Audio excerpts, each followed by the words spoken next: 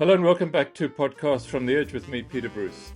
As the whirl of our politics threatens to spin out of control, what with the senior echelon of our police force at each other's throats, it's good also to be reminded that things could be actually much, much worse. Pieter Du Toit, assistant editor at News 24, where he leads a team of investigative reporters, has just had his latest book published by Jonathan Ball, and it's about the man most likely to succeed President Cyril Ramaphosa as head of state after, or perhaps even before, the next general election scheduled for 2029. Peter, welcome to the show. You titled your book The Dark Prince, and there's an ominous photograph of its subject, Deputy President Paul Mashatile, on the cover. Inside, you trace in breathtaking detail his relentless rise to power in the ANC and his apparently chronic dependence on other people to fund his lifestyle and his relationships, to the point even of agencies over which he has control or influence, lending money to his children or children-in-law to buy houses in which he can then live. I picked up the book with some trepidation at the weekend, but it's really well constructed and really well written, and I couldn't put it down. But Peter, a lot of people don't seem to care how corrupt ANC politicians are. They keep getting re-elected. They're still the biggest party in the country and probably will be for a very long time still. Regarding Paul Mashatile and his inevitable rise, should we be afraid?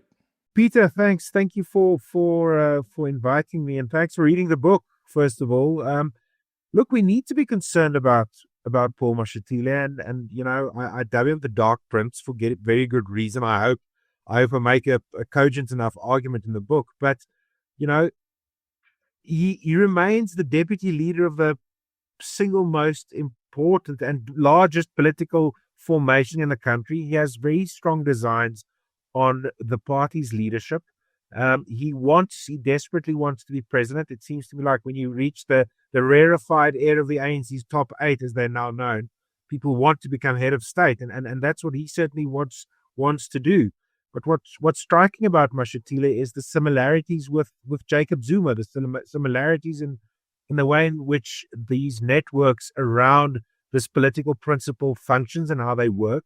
And you mentioned the family, the son-in-law who leads a very extravagant life, who was able to buy properties of in excess of 65 million rands to the benefit of the principal. So I think we need to be concerned. We need to understand who Mashatile is, where he comes from, and should he go all the way, what he will bring with him to the union buildings.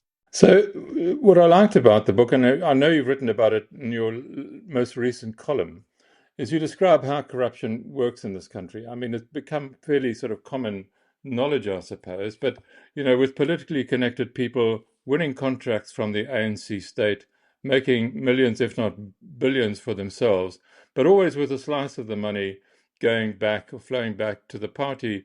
And you make the point about Mashatile that and I'm just going to read from the book. I won't go to do this too often. What makes the Mashatile example even more problematic is that Mashatile's personal needs have become so intertwined that his whole life seems to be funded by individuals directly dependent on government contracts. He lives in homes financed by other people, his girlfriends are taken care of by associates and friends, and his wine and dinner bills are paid for by other people, and always, it seems, in cash. Now, surely some of this, Peter, is just straight, flat out illegal. Why has he never been charged? It's remarkable. I mean, Mashatile has always been embroiled in or around allegations of corruption and irregularities, but he's never been directly involved. And I think what we learned through the state capture years, Peter, was that many of these patronage networks with a political principle or a principle of some sort in the center or in the middle, you won't. It's very difficult to find their fingerprints on every EFT or every deal or every state contract that gets awarded, or every dinner bill that gets paid in cash from a moon bag, slung around the waist of an associate. This is how these networks function and how they operate. And you referred to the way in which corruption works in this country, and it's it's become the ecosystem of corruption, or this workflow almost of corruption. When you do what we do as journalists, and you see it as well, you start seeing the system, physically seeing how this works. And I think in the case of Paul Mashatile, this ecosystem, this network around Mashatile, in which he finds himself in the middle of a number of concentric circles of various interests. One network is definitely more oriented towards business deals and tenders from the state. The other one is a network that's more concerned with maintaining the Mashatile personal life. And then there's a third one which looks after his life of excess. If you look at the homes that he occupies. So your question is, why has he never been charged with anything? Well, there's been investigations into the people around him. There's been investigations into the people that he holds court with, individuals like, people who were with him in the Gauteng provincial government dating back, now almost 20 years. There's always been questions about the influence of the so-called Alex Mafia, but I don't think anyone's ever been able to pin him down with his fingerprints on an EFT transaction or a stroke of a pen which says award this contract to this company. What we do know and what we've seen is that these networks around him do very well as his political career progresses. Has anyone ever tried to pin it down? Has anyone ever investigated him? Have the police ever investigated him? I mean, if he's, there is in criminal law, as far as I understand it, merely being in possession of goods that are not legally owned or not legally begotten or come into your ownership, or i.e. stolen goods, that's a crime. Well, we've got good legislation, don't we? And all of us have written about legislation like PRECA and legislation that governs the prevention of corruption, at least. Now, the closest we've come, I think, was there've been a couple of instances in the 2000s when he was MEC for Economic Development. There were questions about companies that he had shares in, or at least he had interest in, that were given lucrative contracts by the Gauteng provincial government. And he was investigated, but in the end, Jules Browdy, who was the Gauteng Integrity Commissioner, Advocate Jules Browdy, found that there were administrative oversights, which when he declared his interest in the provincial register of members' interest, he should have declared it. He didn't do that. But nonetheless, he was found innocent. And the argument from Jules Browdy was that it was an innocent administrative oversight. There were instances later on where his daughter was given a position at a company that was also handed lucrative contracts from the Gauteng provincial government. He's taken holidays in homes of individuals who've also been given contracts from the Gauteng provincial government.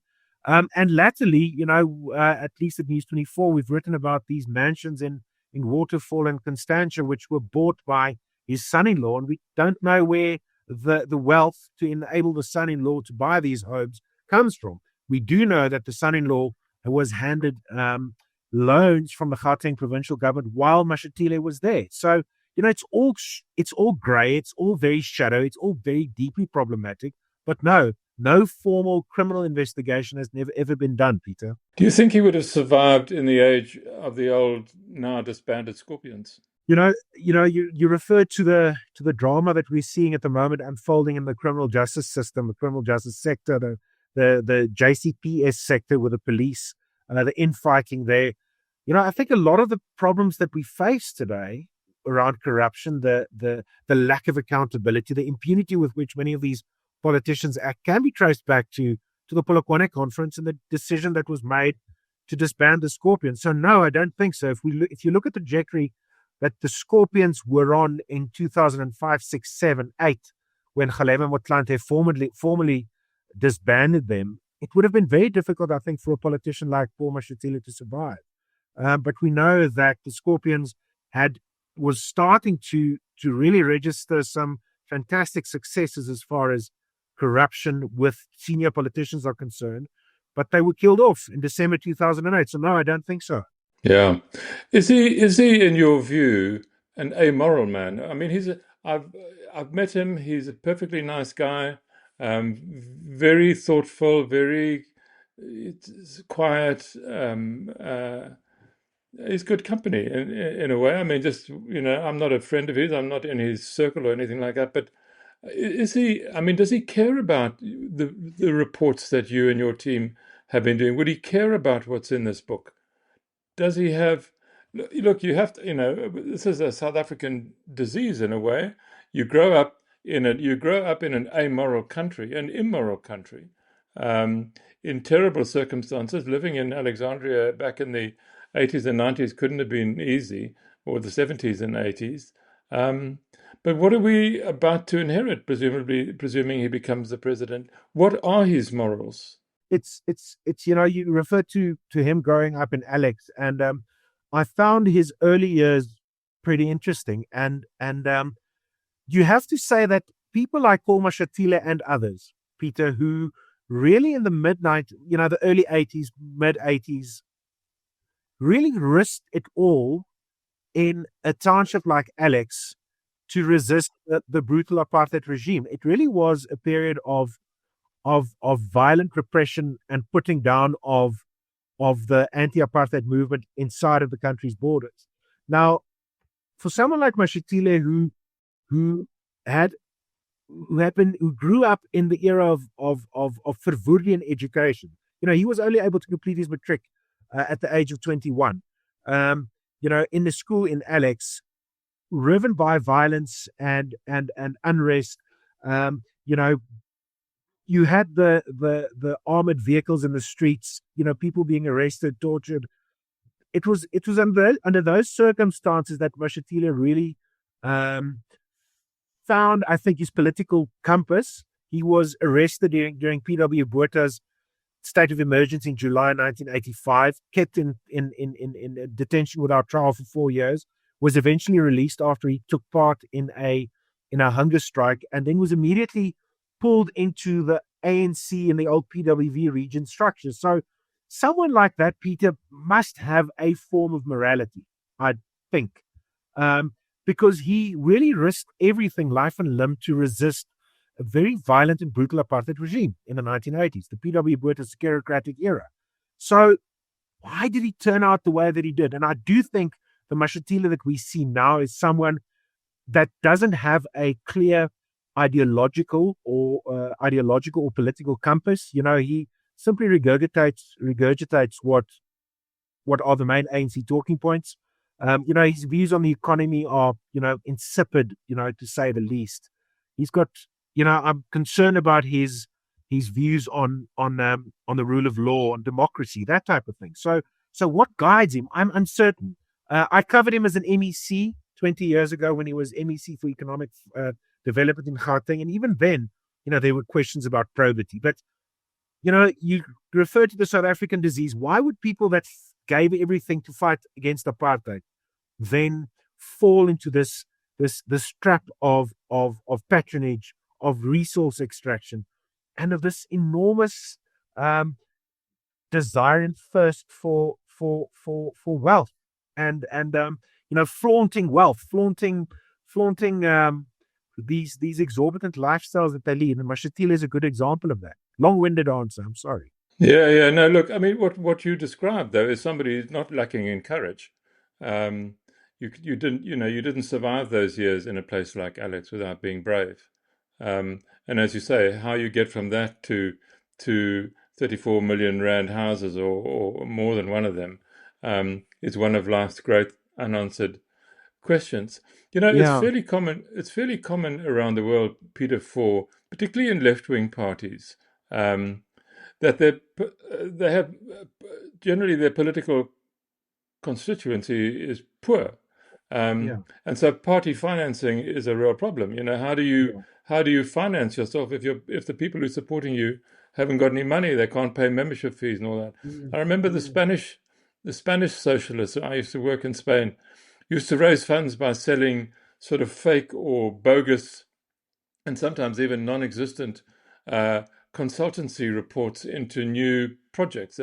Friendly contractors um, uh, would be tenderers in, say, a new high-speed rail line between Madrid and Seville, yeah, would be invited to inspect consultants' reports into signaling and safety on these things. And every report you'd pay $5 million to have a look at in order to get a shot at a $300 billion high-speed train line.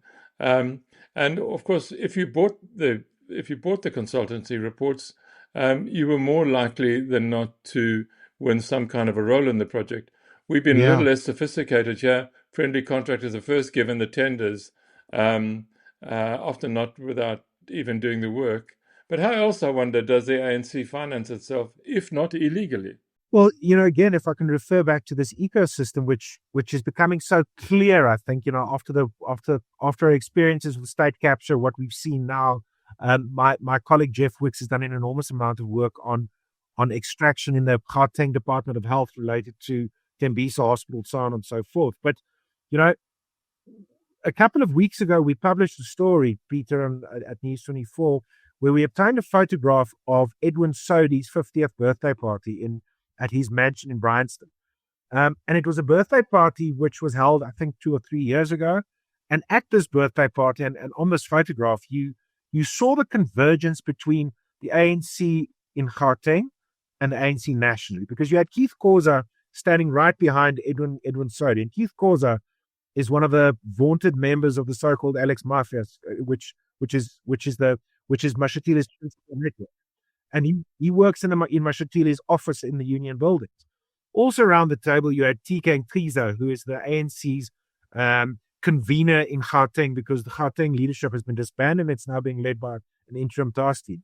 You also had Lebogang Mahile, who was an MEC in Gauteng, and the brother of Mike Mahile, another member of the so-called Alex Mafia. You had Kat Matlala there, one of the biggest entrepreneurs that we've now started to come.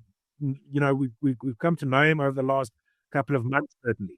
So you saw in that space the convergence of tenderpreneurs and resource extractors who run these vast networks, who make their millions and billions off the public purse. Just for the benefit, Peter, of people who don't live in this country, Gauteng is the sort of economic heart of the country, Johannesburg, Pretoria. And just tell us a little bit about Edwin Sodi, because he's very famous, isn't he? He is. Edwin Sodi is famous because of the multi-billion rand contracts that were handed to his and a number of other companies by Ace Magashule during the years of state capture to remove asbestos from the roofs of homes in the Free State, which was a complete farce and was just another one of these nodes of extraction. But Sodi has, I think, if I remember correctly, and we've written about this, but his company, Blackhead Consulting, has received more than R1 billion in contracting from the Gauteng provincial government. So Peter, now you've got these two significant tenderpreneur figures in Sodi and Matlala, with these ANC regional figures, ANC national figures, and political office bearers in a single room having a was Mashatile at the party? Mashatile was not there, but Keith Khoza, his emissary, was there. And, according to you looking at the photograph, they seem to be having a whale of a time. So it illustrates this ecosystem. And your question was about how the ANC funds itself. But if you look at how this ecosystem works, you've got the tenderpreneurs who play an important role in obtaining state contracts handed to them by a bureaucracy established by the ANC's cadre deployment system, run by a senior management staff directly answerable to the political principal, who is part of this ecosystem. So you've got money flowing from public coffers to the tenderpreneurs, often back to the political principal, and then back to the ANC at regional and national level. So this ecosystem, and you spoke about the Spanish example, we might be a little bit more crude, but I think the extraction is much more efficient. So, and of course, the policies of black economic empowerment have made this all the more smooth and easy to facilitate. And you make the point in your book that even though there's a big debate now about black economic empowerment, BEE, your point is that there's absolutely no chance that any ANC leader is ever going to get rid of BEE, no matter how inefficient it might be in promoting investment and or growth. I can't see any ANC leader really leading a reform of the system. The system as it was designed, obviously that the purpose of BE was to give was first of all to help create a black middle class, was to give previously excluded black South Africans a stake in the economy, was to broaden the base of shareholders in the country's biggest companies. And once the BE train left the station, it became a vehicle for a narrow enrichment of a connected political elite. We were exposed to this in quite graphic detail, I think you'd recall, during the years of state capture, where BE was used, for example, to advance the interests of the Gupta family. Where BE was used as the fig leaf to hand tenders and contracts to connected traders. And Peter, it's continuing apace. I mean, the way in which BEE has been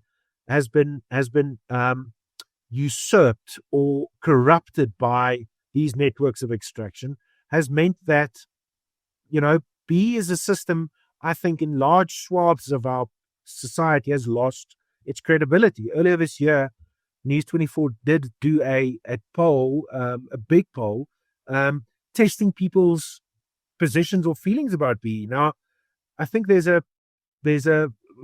are entering a phase whereas 5, 6, 7, 8 years ago, it was almost sacrilege to question BE. Now we need to question BE. Is it doing what it set out to do? Can it really help broaden the base of black empowerment? Or are we going to continue seeing this type of crony capitalism where you've always got the same people connected to the same networks, connected to the erstwhile ruling party, governing party, using this as an excuse to extract resources?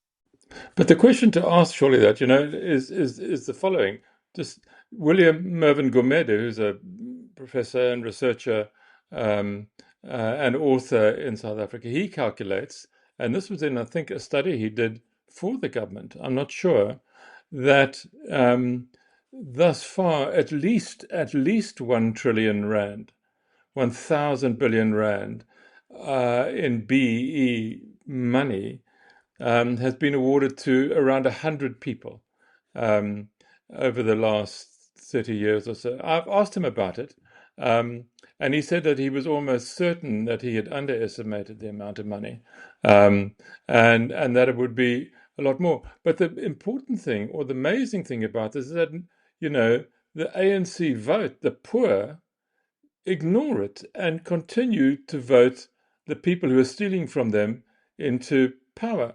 And it's this is not the first occasion where people clearly vote against their own interests. You could look at, Margaret Thatcher was, did amazingly well amongst the working class in the UK when she was there. But why is it, or how is it the damage of apartheid? Is it the damage that apartheid did, that no matter how poor you may be, if you are poor and black, the ANC is still for you, no matter what you might read in the media or see on the television about how much other people are benefiting while you're still waiting for some reward for your condition. It's just about that eye-wateringly high number that William Gumede identified. It's remarkable. If it's anywhere near in that ballpark, it's quite an incredible figure. And I think we need to do some work on that. And William's someone that you can challenge him on the number, and he's got very good explanations for that. But it's incredible to think that. I'm reading this wonderful book by Charles van Onselen now about the early years of Johannesburg, Peter, about the gold mining industry and forced labor and so on. If you think about how much we've wasted over the last 130 years, where we could have been if we were able to use our resources to its fullest effect and not export everything, for example. Or if you think about the last 30 years, if we could have done restitution and transformation in a different manner, or in the last 20 years, if we could have done BE differently, how much different this country could have been. It's such a tragedy to think how much time and resources we wasted, because they're obviously finite and limited. And For example, the gold mining industry on which this country was built, which you know well, I mean, it's almost depleted. So we've wasted so much, not only good faith, but resources that we could have used to a better extent. So about voters voting against their own interests. I mean, I've done a couple of elections in my career as a journalist now. The ANC used to have this enormously strong pull, an enormously strong brand amongst the lower middle classes, the working class, obviously, and the destitute and the poor. But over the last couple of election cycles, that's definitely started to change. And we can see that in the election results. We can see the ANC losing support, like I mean, losing 17 percentage points last year was an enormous loss for the ANC, and I don't think we've quite come to terms with what that means. I know certainly the ANC hasn't, and if you read Mandy Wiener's book about the GNU, it's quite remarkable to see how underprepared or plainly naive or suffering from this enormous state of hubris the ANC were, because they, it seems like they didn't see this coming. But I think it is starting to change, Peter. I think this pool that the ANC used to have with people voting against their own interests, even though they could see that it's a corrupt party, that cannot run a sophisticated economy and sophisticated government, that certainly, as far as service delivery is concerned, does not carry most South Africans' best interest at heart. It's starting to change, and I think we're seeing it in the election results. And Peter, it's fascinating. I mean, I know you don't live in Joburg anymore, but it's going to be very interesting to see how people are going to respond to Helen Zille, and especially black voters, to a campaign run by Zille. And what we're picking up, as our reporters, move out into the field, is next year might be the municipal election where voters and historic ANC voters, i.e. black voters, might just move beyond identity voting and really, in Joburg at least, vote on the basis of the issues of the day: watering your taps, functioning infrastructure in the city. It might be a turning point. You don't think that's a forlorn hope? It might be. It might very well be. The DA was just as much taken aback and unprepared for the election result last year as the ANC was, despite having predicted that it would happen. When it came time for them to conduct a coalition negotiation, they were all over the place. They weren't ready. They didn't have a proposition, and they're still not really ready. Yeah. I just wonder, and I can't keep coming back to this, because I think we still don't fully appreciate the damage that apartheid did to people. In different ways. It damaged white people, and it sure as hell damaged, as it was meant to, damage black people. Yeah. So this notion where you just keep on accepting way below what you have a right to expect is scary. But let's come back to Paul Mashatile for a moment. As I was saying, I've met him a few times. He's quiet and polite, almost to a fault. Are you able to gauge his political position? I mean, does he have support in the provinces outside of Gauteng? Does he have steel in him? Is his opponent, ANC Secretary General Fikile Mbalula, surely has no hope of beating him in a party leadership contest? And I wonder whether, all the corruption aside, if we just accept that ANC politics are corrupt, would he make a good leader nonetheless? Peter, in 2009, when Jacob Zuma became head of state, he became president in June 2009 after years of infighting and discord between himself and Thabo Mbeki, and people were so tired of these ANC infights. People were so tired of. And you remember that in 2009, May 2009, Mokoteli Mshe was the acting national director of public prosecutions, decided to withdraw the charges of corruption against Jacob Zuma. So when he became president in June 2009, I remember very well, there were large parts of the commentariat back then and in general in the country saying, let's just move beyond the Zuma and Mbeki fight. Let's just give this guy a chance. He connects with people at grassroots level. He's much warmer than Mbeki was. There was a short Prague Spring in Parliament back then. I was a reporter in Parliament, and where all of a sudden committees were open. They were asking the hard questions. They seemingly weren't beholden to instruction from Lutili House. And at that stage, there was a feeling of let's just move beyond what was and let's see what Zuma can do. But that was an absolute disaster.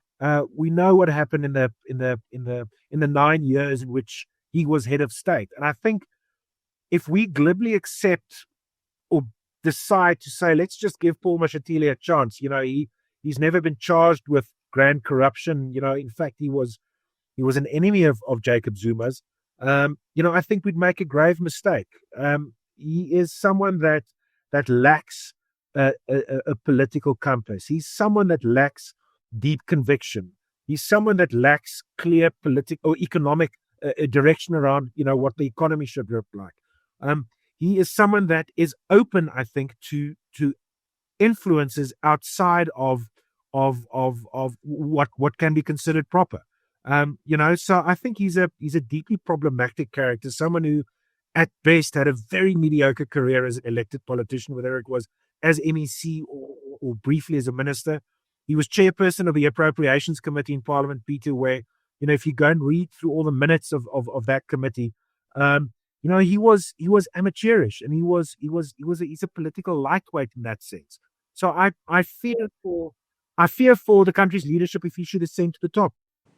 So does Cyril Ramaphosa support him? I mean, presumably going into the elective ANC conference in 2027 at the end of the year, is the president of the ANC, the head of state, going to support his candidature?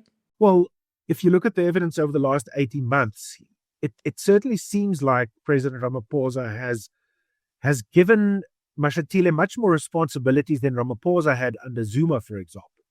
He's now had a number of high-profile official state visits to Japan, China, Russia, France, Britain.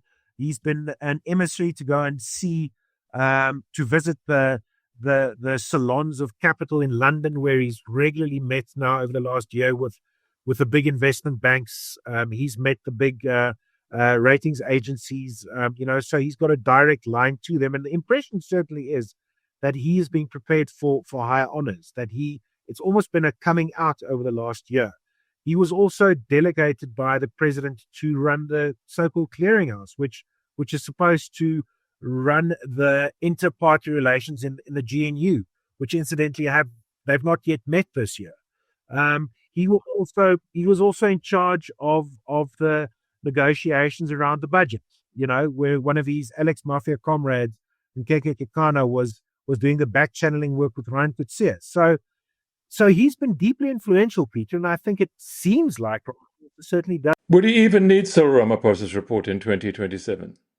I don't know, but when he was elected deputy leader of the party in 2022, he did it on his own.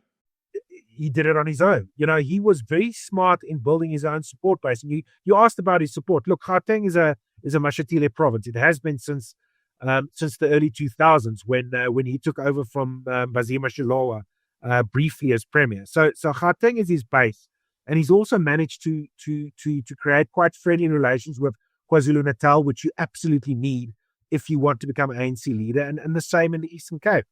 And I would argue that his victory or his election as deputy president in 2022 was almost on his own steam, almost by his own design. His advisors back then they were very firm in telling us journalists at NASREC that, he can go any direction which he wants, and he doesn't need the support of either Ramaphosa or Zwelithini, as it was. So he built a very strong base. He is very adept in marshalling support at branch level. And the experience that he's gained over the last 20 years running various election campaigns in Gauteng is certainly standing him in good stead. Yeah. Just drifting off the subject for a moment and just to Cyril, does he have a candidate, do you think? At one stage it was going to be Senzo Mchunu, the police minister he's now been forced to suspend. What about Mchunu? Do you think he comes back from the inquiries that General Nhlanhla Mkhwanazi has unleashed on the police in Parliament and in the Commission? Well, Peter, I mean, isn't it incredible that we are talking about?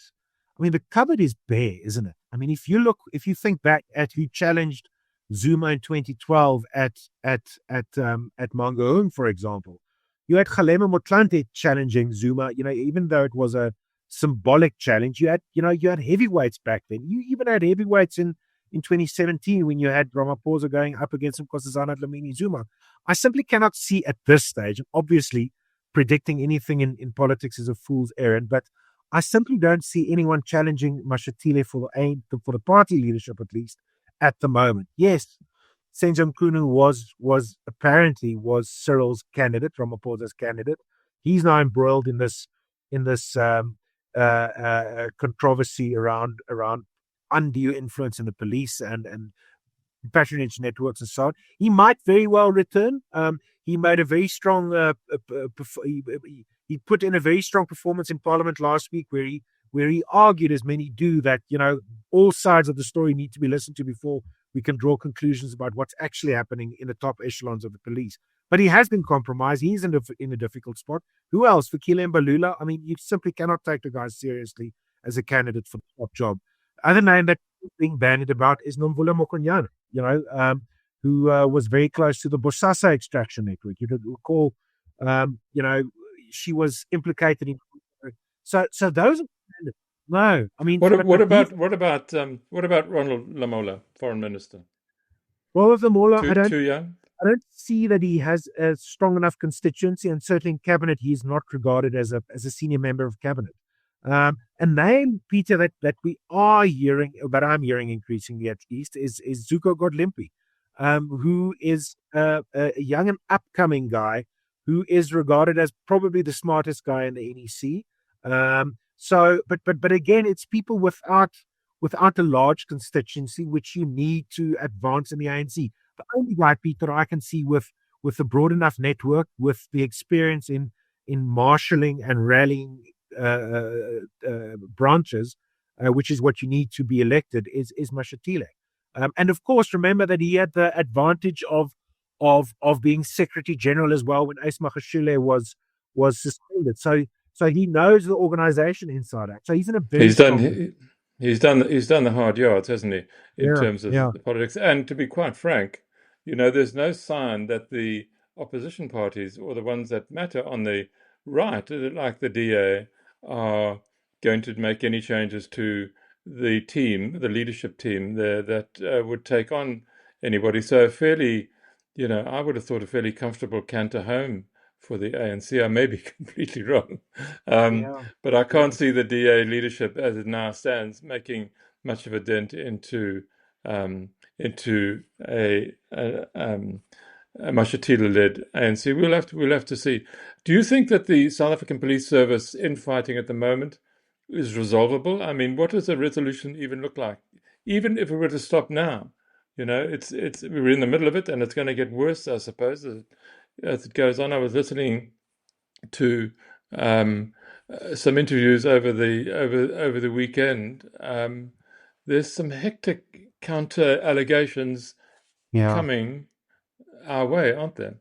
There are. I think at the heart of this, really, and I think it's always been like this, is a struggle for control of crime intelligence. Crime intelligence is this is Paul O'Sullivan's view, the investigator, the forensic investigator. Yeah. So crime intelligence has always been such a big part, as has SSA, or formerly National Intelligence, been of ANC internal politics. If you control crime intelligence, you control intelligence networks, which gives you insight into what your political opponents are doing. It gives you access to almost unbridled resources, because oversight over those secret funds are, it almost doesn't exist. It exists in the office of the Inspector General of Intelligence and of the CFO of the police, but we as the public, or as the fourth estate and the media, we don't have oversight over that. So we simply don't know how much money are in those secret accounts or what it is being used for. So that always sits at the heart of all these contestations. Now, with the ANC's elective conference coming up next year, you've got the National General Council at the end of the year. The different ANC factions want to know what the other factions are doing. And they've always used NIA or SSA or CI on the other side to be able to do that. If you think back to Jackie Salibi, who was Thabo Mbeki's guy before Polokwane, and when he was about to be arrested, Mbeki suspended Busi Pikoli, who wanted to arrest the police commissioner. So who was the chief prosecutor? Yeah, so there's a long history. So I don't think it's easily resolvable. I don't think it's resolvable with this political leadership. When you look at who the president has appointed in key positions like justice, for example, I think there are fears in the ANC that investigations into grand corruption, reopening the Zondo archives, for example, will be too heavy a cost to bear for the party, and they need to keep that under wraps. But also, the other cost is resource extraction. I mean, we simply cannot discount that the police, like any other state department and government department, is driven by patronage networks of extraction, and we've seen this with the CAC Patrala issue. So it's layered, it's complicated, and unless we get strong political leadership, Peter, to really clean up the police, I don't see it happening. Yeah. Lastly, Peter, Cyril Ramaphosa himself, do you think he sees out a full term to 2029? You remind us in the book that he was ready to call it a day after a huge amount of money was found hidden in a sofa at his Pala Pala game reserve, and he was so distressed by all of this when it came out that he wanted to resign, and that people from the party had to go to him and persuade him not to. Why would he bother going beyond the 2027 party electoral conference? Peter, I think next year's municipal election is shaping up to be quite a humdinger and quite another difficult one for the ANC. If you look at the trajectory of elections, both municipal and national, since 2016, the ANC have been on an inexorable path of decline. I don't see that turning around. So the pressure will be on Cyril Ramaphosa approaching next year's election, and definitely after that election, from factions inside of the party, including the one in which Mashatile will start playing a significantly big role, to vacate his position. Neither Mbeki nor Zuma finished their terms. Ramaphosa is a reluctant leader. He is under pressure from people below him, most pertinently Mashatile, who want to take the top job. His party is in decline.